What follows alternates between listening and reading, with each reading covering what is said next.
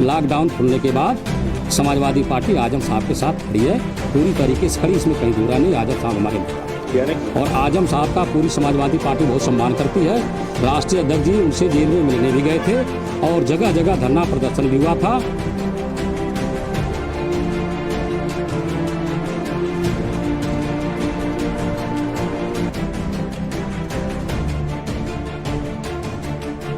नमस्कार, मेरा नाम वसीम है और आप इस वक्त मुझे देख रहे हैं CIB इंडिया न्यूज़ पर। इस वक्त हम लोग मौजूद हैं एक स्कूल में। जैसा कि आप सभी को पता है कि देश में इस वक्त लॉकडाउन 5 यानी कि अनलॉक 1 चल रहा है और 1 जून से ये इस महीने के आखिर तक चलेगा। इस दौरान भी तमाम लोगों की अलग अलग परेशानियां हैं। आज भी कुछ ऐसे लोग हैं जिनको खाने पीने की परेशानी, हालांकि सरकार अपने स्तर पर कोशिश कर रही है, लेकिन अगर जनप्रतिनिधियों की बात की जाए तो उनके अनुसार सरकार की ये कोशिशें नाकाफी हैं। जब तक सब तरफ से प्रयास ना हो तब तक सारी जो कोशिशें हैं वो नाकाफी साबित होती हैं। मैं दाहिनी तरफ से आपको दिखाना चाहूंगा कि इस विद्यालय में जहां पे हम मौजूद हैं, यहाँ पे बहुत सारे लोग खड़े हैं और उनको राशन वितरण किया गया है।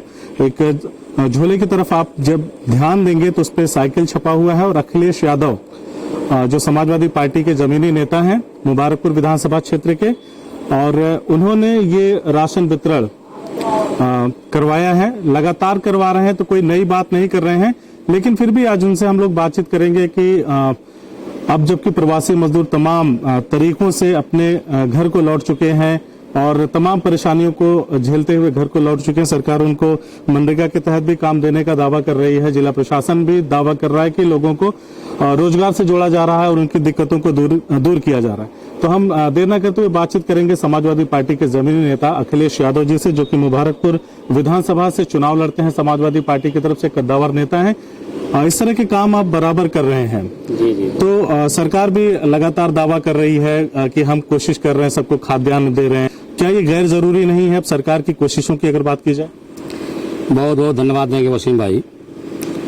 पहली बात की आपने समाजवादियों के कामों को जनता के बीच में रखने का काम किया है, इसलिए हम समाजवादी पार्टी की तरफ से आपको बहुत बहुत धन्यवाद देते हैं। समाजवादी पार्टी का एक काम, किसी का भी अगर अच्छा काम करता है तो हम तो कोशिश करते हैं कि उसकी बातों को जनता तक पहुंचाएं। हमारी बात आप रख रहे हैं जी, इसलिए हम आपको बहुत बहुत धन्यवाद देते हैं। जहाँ तक इस राहत सामग्री के वितरण का प्रश्न है, तो हमारे राष्ट्रीय अध्यक्ष माननीय श्री अखिलेश यादव जी का ऐसा निर्देश है कि हमारे समाजवादी कार्यकर्ता और नेता सरकार के भरोसे न रहें। इसलिए सरकार घोषणाएं तो बहुत करती हैं, लेकिन जमीन पर कहीं उनका अमल दिखाई नहीं दे रहा है। आप पीछे जिन लोगों को देख रहे हैं उसमें कई लोग प्रवासी मजदूर हैं जी, कई दिन की यात्राएं करके अपने घरों में आए हैं और अब तक उन्हें कहीं भी मनरेगा के मजदूर के रूप में काम करने का मौका नहीं मिला है। दूसरी बात कि जो प्रवासी मजदूर बाहर से लौट रहे हैं 14 दिनों तक जिन्हें क्वारंटीन रखने के लिए कहा गया है, या जो लोग सोशल डिस्टेंस बना करके 14 दिन अपने घरों से बाहर रहे हैं, तो 14 दिन तक जाहिर सी बात है कि वो तब लौटे हैं जब उनके पास न एक पैसा है, न खाने का कोई सामान है, न दवा के लिए कुछ है। तो ऐसे लोगों को सरकारी जो ऐलान हो रहा है, सरकार की तरफ से कहां से मदद पहुंच पा रही है। इसलिए जो हमारे राष्ट्रीय अध्यक्ष ने निर्देश दिया है कि समाजवादी कार्यकर्ताओं का पहला फर्ज है कि इस कोरोना महामारी के संकट में अपने अपने क्षेत्रों में गरीबों, किसानों, मजदूरों, बुनकरों, जो लोग भी जरूरतमंद हैं उनकी सेवा आप करिए और हर ढंग से सेवा करिए।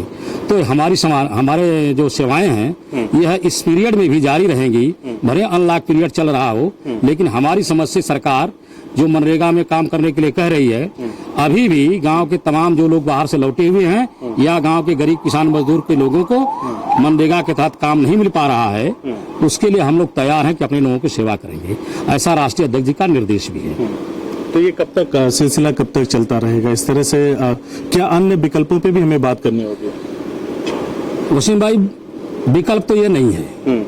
जो विकल्प हम दे रहे हैं, एक राजनीतिक और सामाजिक व्यक्ति होने के नाते, और अपने राष्ट्रीय अध्यक्ष जी कहते हैं कि समाजवादी पार्टी एक जिम्मेदार पार्टी है, वह अपनी जनता को गरीबों के भरोसे नहीं छोड़ सकती।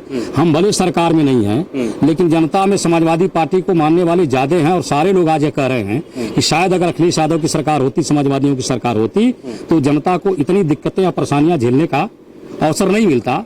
लोग तमाम ऐसे काम होते जहां लोगों को समाजवादियों से राहत महसूस होती और दिक्कतों का सामना नहीं करना पड़ता।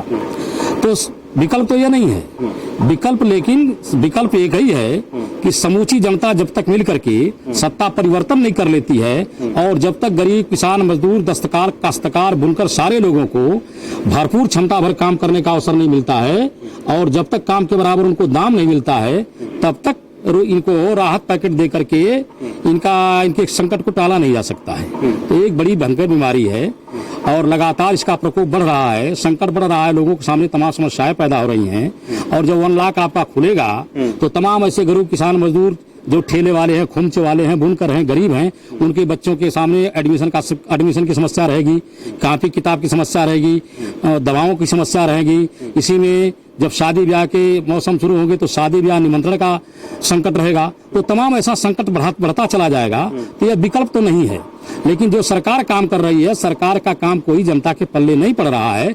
इसलिए जो हमारी समाजवादी पार्टी है, समाजवादी पार्टी के लोग हैं, जितनी उनकी क्षमताएं हम उनकी सेवा कर रहे हैं। आप कह रहे हैं कि अगर शायद अखिलेश यादव उत्तर प्रदेश के मुख्यमंत्री होते तो ये समस्याएं नहीं होती, जबकि कुछ एक सर्वे आते हैं वो ये कहते हैं कि देश के सबसे लोकप्रिय मुख्यमंत्री योगी आदित्यनाथ हैं। बहुत सारे सर्वे होते हैं जिसमें उनको नंबर 1 मुख्यमंत्री और पूरे प्रदेश को अच्छे तरीके से संचालित करने के लिए नंबर 1 का खिताब दिया जाता है। तो अगर योगी के काम सराहनीय नहीं है तो ये खिताब कहाँ से आता है? यही तो संकट यहीं से बढ़ा ना वसीम भाई। लोकप्रियता हासिल करने के लिए या लोकप्रियता में अपनी वृद्धि करने के लिए माननीय प्रधानमंत्री महोदय ने जिस तरीके से लॉकडाउन लगाया, 8 बजे ऐलान कर दिया कि 12 बजे रात से लॉकडाउन शुरू हो गया। आप बता दो हमें, जो बड़ी शहरों में या बड़े अस्पतालों में या राजधानियों में गांव गिराव का आदमी दवा के वास्ते गया था या अपने लड़के से मिलने गया था या रोजी रोटी के सिलसिले में गया था, वो 4 घंटे में अपने घर तो पहुंच नहीं पाया। तो अगर रास्ते में रह गया तो पुलिस ने उसको लगातार 1 महीने तक उस वही रास्ते पे ही रोक दिया और वो कैसे खाया पिया, कैसे सोया, कब चला, रात में चला, दिन में चला, कितनी संकट झेल करके अपने घर पहुंचा, यह प्रधानमंत्री को मालूम नहीं है। और आज की तारीख में पूरे देश के अंदर जितने भी एक्सपर्ट लोग हैं, चाहे मेडिकल के लोग हैं, चाहे सामाजिक लोग हैं, चाहे पत्रकार बंधु हैं, चाहे राजनीतिक दल के लोग हैं, सारे लोग यह कह रहे हैं और खुद भारतीय जनता पार्टी के अंदर से आवाज आ रही है कि कुछ अप्रत्याशित करने के चक्कर में हमेशा प्रधानमंत्री बड़ी बड़ी भूलें कर बैठते हैं। उसी तरीके से जिस तरह से लॉकडाउन इन्होंने लागू कर दिया और यह लॉकडाउन लागू करने से पहले अगर ऐलान कर दिया गया होता कि हम पूरी देश की जनता को 10 दिन का समय देते हैं, 1 सप्ताह का समय देते हैं, सारे लोग अपने अपने घरों को वापस हो जाएं, इस महामारी संकट के चलते हम लॉकडाउन करने वाले हैं और 10 दिन के बाद कोई भी वहां लोगों को घरों तक जाने के लिए नहीं मिलेगा, तो शायद इतना बड़ा संकट लोगों को झेलना नहीं पड़ा होता, शायद लोग सड़कों पर कुचल कर गाड़ियों के नीचे नहीं मरे होते, शायद गरीब आदमी ट्रेन के नीचे कट के नहीं मरा होता, सब लोग अपने अपने घरों को पहुंच गए होते। उत्तर प्रदेश में आप लोग विपक्ष में हैं, आपकी पार्टी विपक्ष में है। इस दौरान लॉकडाउन 1 से लेकर के जब से लगा है ये लॉकडाउन 5 तक, आपकी पार्टी ने विपक्ष का कौन सा ऐसी जिम्मेदारी निभाया है जिसको आप बताना चाहेंगे कि विपक्ष के तौर पे आप लोगों ने भले ही सत्ता में ना रहे हो लेकिन लोगों की मदद की? देखिए, सोशल मीडिया के माध्यम से लगातार समाजवादी लोग और खुद हमारे राष्ट्रीय अध्यक्ष माननीय श्री अखिलेश यादव जी ने जितने भी गलत काम सरकार ने किए हैं, सारे गलत कामों का विरोध करने का काम किया है और जो कुछ भी जनता के हित में हो सकता है इस सरकार को सलाह देने का काम किया है। सलाह सरकार ने नहीं मानी। आप देख लीजिए, जो लोग भी दिल्ली, बंबई या कलकत्ता या बड़े शहरों से चल करके अपने घरों को वापस आ रहे थे, छोटा सा उदाहरण दूंगा। कल हम लोग गए थे अपने मुबारकपुर विधानसभा क्षेत्र के एक मकरौदा बुजुर्ग गांव है, जहां एक रामवत चौहान नाम का व्यक्ति था जो बंबई से चला और 26 तारीख की रात में कानपुर सेंट्रल स्टेशन पर ट्रेन के अंदर जिसकी मृत्यु हो गई। मृत्यु होने के बाद उसका समाजवादियों ने पोस्टमार्टम कराया। हमारे राष्ट्रीय अध्यक्ष जी को पता चला, उन्होंने समाजवादी कैसे तय हुआ कि जब वो मरा व्यक्ति तो पोस्टमार्टम समाजवादियों ने कराया? वहाँ हमारे समाजवादी पार्टी के कार्यकर्ता थे, उन्होंने प्रदेश कार्यालय को सूचित किया और पोस्टमार्टम रिपोर्ट में आया कि यह भूख मशीनरी वहाँ पे कोई सरकारी मशीनरी वहाँ कोई नहीं थी। और वहाँ से जो पोस्टमार्टम रिपोर्ट आई है, सबसे बड़ा जो सवाल है कि पोस्टमार्टम रिपोर्ट में यह नहीं आया कि वो कोरोना से पॉजिटिव था, वह रिपोर्ट आई है कि भूख और प्यास से मरा है। तो अगर हमारी सरकार भूख और प्यास पानी भी नहीं किसी को पिला सकती है तो और सेवा क्या कर सकती है? बहरहाल राष्ट्रीय अध्यक्ष जी का निर्देश था और 1 लाख रुपया उसकी पत्नी के अकाउंट में राष्ट्रीय अध्यक्ष ने ट्रांसफर किया। समाजवादी पार्टी के आदरणीय अध्यक्ष श्री हवलदार यादव, मैं और कुछ हमारे चौहान समाज के नेताओं ने कल जाकर के उसके घर संवेदना व्यक्त किया और उससे बताया कि हमारे राष्ट्रीय अध्यक्ष जी ने तुम्हारी यह मदद किया है। तो लगातार इस तरह से कई जगहों पर आपने देखा हो कि लगातार राष्ट्रीय अध्यक्ष जी जहां कहीं भी इस तरह की घटनाएं हुई हैं, या लोग मरे हैं, या आपने देखा जिस तरीके से एक लड़की अपने पिता को साइकिल चला करके अपने गांव तक ले गई, उसको भी जा करके 1 लाख रुपया दिया। एक महिला जो सड़क पर चल रही थी और तो बिहार की थी ना बच्ची, बिहार की थी, तो उसको भी तो दिया राष्ट्रीय अध्यक्ष ने पैसा। यानी समूचे देश के लिए काम हो रहा है। जी, जहां कहीं भी उनको इस तरह की घटनाएं हो रही हैं, राष्ट्रीय अध्यक्ष जी मदद कर रहे हैं। और उत्तर प्रदेश के अंदर जितने भी उन्होंने ऐलान किया कि जितने भी मजदूर रास्ते में मरेंगे एक्सीडेंट से या बीमारी से या भूखों प्यासों, सबकी सेवा समाजवादी पार्टी करेगी और मदद करेगी। यानी जो परेशान रहेगा, जिसकी मौत होगी, उसी की मदद होगी। अन्य लोगों के लिए, सामान्य लोगों के लिए क्या मदद है समाजवादी पार्टी? समाजवादी पार्टी की तरफ से अन्य लोगों के लिए या परेशान लोगों के लिए या जो जरूरतमंद है, आपके सामने है, देख रहे हैं कि समाजवादी पार्टी लोग राहत पैकेट देने का काम कर रहे हैं। समाजवादी पार्टी लोग रास्ते में गुजरते हुए लोगों को पानी पिला रहे हैं, लोगों को बिस्कुट पानी कराते हैं, पूरी सब्जी कराते हैं। जो भी समाज सामर्थ्य है, पूरी समाजवादी पार्टी इस समय सिर्फ जनता की सेवा में ही लगी है। एक चीज बार बार अब देखने को मिल रही है और सोशल मीडिया में तमाम तरह से सर्कुलेट भी हो रही है कि अब समाजवादी पार्टी लगता है नींद से जागी है राजनीतिक दृष्टिकोण से। लगातार अखिलेश यादव जो पूर्व मुख्यमंत्री रहे हैं उत्तर प्रदेश के, लगातार टीवी चैनलों पे उनकी उपस्थिति दर्ज कराई जा रही है। वो लोगों को आह्वान कर रहे हैं मदद करने के लिए। तो इसको किस तरह से देखते हैं आप? क्या ये माना जाए कि चुनावी बिगुल फूंक चुका है उत्तर प्रदेश में कोरोना काल में? समाजवादी पार्टी जो कुछ कर रही है वो चुनावी मुद्दे को लेकर के नहीं कर रही है। समाजवादी पार्टी आज जनता के साथ उनके संकट में खड़ी है और सिर्फ सेवा का काम कर रही है। जब चुनाव का दिन आएगा, चुनाव लड़ लिया जाएगा। समाजवादी पार्टी के सामने आज जनता की सेवा से बड़ा कोई काम नहीं है। एक सवाल बार बार उभर के आ रहा है, सोशल मीडिया में, पत्र पत्रिकाओं में भी छप रहा है कि जिस आजम खान ने समाजवादी पार्टी के लिए इतना कुछ किया, उसको एक तरह से समाजवादी पार्टी ने छोड़ दिया है। उस आजम खान का आज कोई हालचाल लेने के लिए तैयार नहीं है। समाजवादी पार्टी में आजम साहब का बहुत बड़ा कद है और समाजवादी पार्टी के फाउंडर मेंबर हैं। नेताजी के बहुत ही करीबी दोस्त भी हैं, उनके साथी भी हैं। उनका समाजवादी पार्टी में बहुत योगदान है और आजम साहब का पूरी समाजवादी पार्टी बहुत सम्मान करती है। राष्ट्रीय अध्यक्ष जी उनसे जेल में मिलने भी गए थे और जगह जगह धरना प्रदर्शन भी हुआ था और हमारे पार्टी के सारे वरिष्ठ नेता उनसे आजम साहब से मुलाकात करने के लिए जाते हैं। और यकीन मानिए, लॉकडाउन खुलने के बाद समाजवादी पार्टी आजम साहब के साथ खड़ी है, पूरी तरीके से खड़ी, इसमें कहीं दूरा नहीं। आजम साहब हमारे नेता हैं। यानी कि समाजवादी पार्टी के व्यवहार में वो चीज नजर आएगी कि समाजवादी पार्टी के लिए आजम खान आज भी उतने महत्वपूर्ण है जेल जाने से पहले जितना हुआ करते थे। आजम साहब हमारे नेता हैं और आगे भी नेता रहेंगे। समाजवादी पार्टी कहीं से भी आजम साहब के मसले पर न पीछे है, न आजम साहब का सम्मान हमारे नेता की नजर में हुआ है। जितना ही भारतीय जनता पार्टी वाले उन्हें प्रताड़ित करेंगे, आजम साहब का कद और सम्मान हमारी पार्टी और हमारे पार्टी के लोगों में बढ़ता चला जाएगा। ये जरूर है कि आजम साहब के साथ जो ये सरकार कर रही है उससे पूरा समाज दुखी हो रहा है।